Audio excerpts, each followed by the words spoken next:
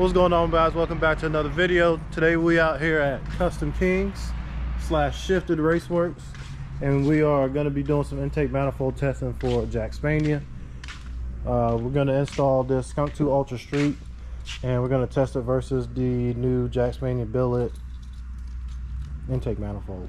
So it's supposed to be comparable to this manifold right here, but it's supposed to have more plenum volume, but the runners are actually shorter, so it might work out better for a boosted application. So we got the Blackphillbuilt $130 intake manifold that pretty much does us good justice on the car right now, and we have some 102 1500cc injectors, so hopefully these injectors will fit in that fuel rail combo. But we're going to be using this throttle body on both the manifolds, and hopefully it should work. Alright guys, so we got the intake manifold swapped out. Had to do a little bit of finagling to get it to work, but we're about to, well, we got it strapped on dyno now and about to start making our first pulls.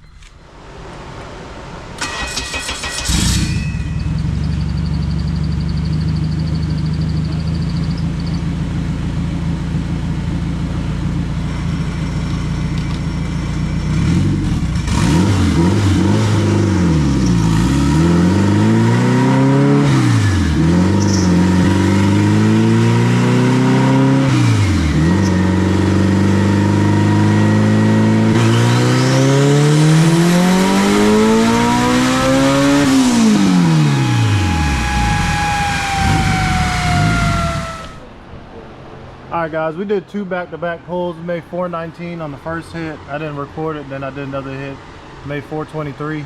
And this is the power curve. I only believe that the intake manifold isn't going to add more power, and that was only on 10 pounds. So I believe the new manifold would just change the power curve.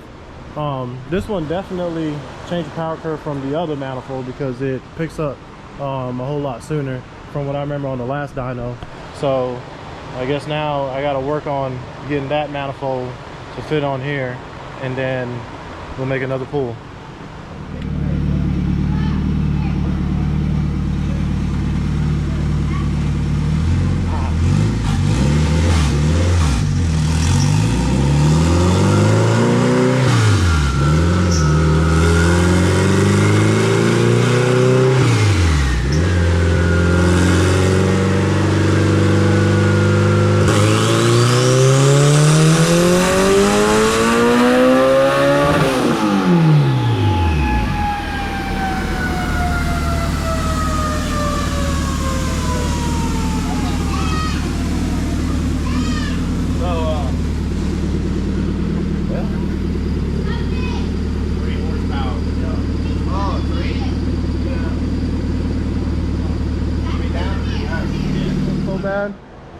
Alright guys, so we got the manifold on the car, and we've just been using the same throttle body. Nothing's really changed on here except for we had to put the spacer on here, and the manifold does have more plenum volume, and like I said before, it did change the power band. So the red line is the last pull that we did, and the blue line is the pull we did yesterday on the Ultra Street. So this manifold will more than likely just peak up top more than it will in the mid-range, so you would lose mid-range if you put this manifold on a boosted car on the same boost, and it was on 9.5 to 10 pounds on both hits.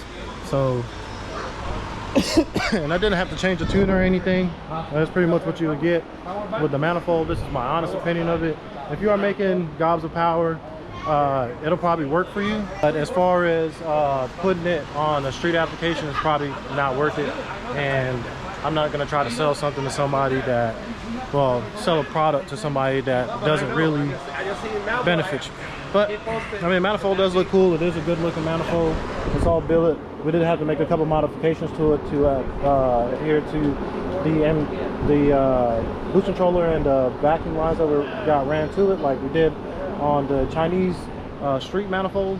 But yeah, now we're gonna turn the car out because I guess we're keeping the manifold on the car, and probably make about 550. I think it may run out of injector around 530 or 540 because we are on 1500s and E85.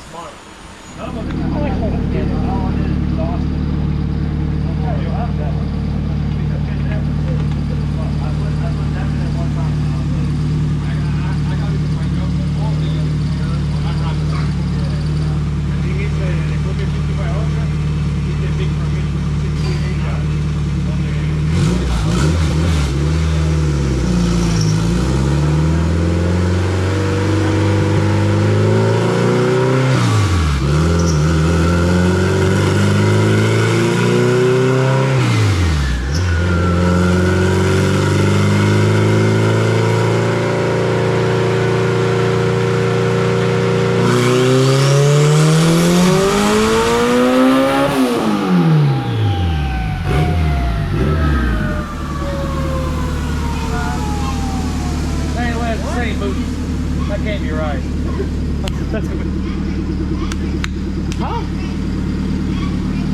I'm confused by your tactics. 419.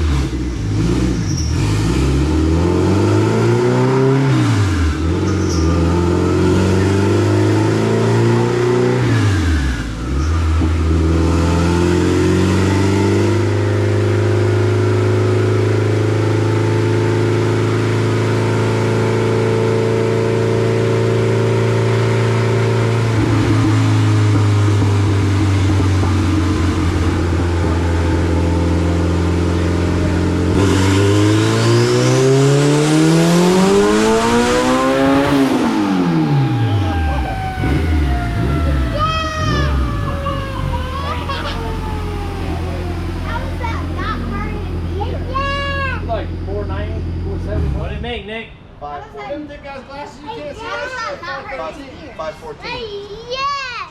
5. Hey, yeah! Oh shit, the head gas.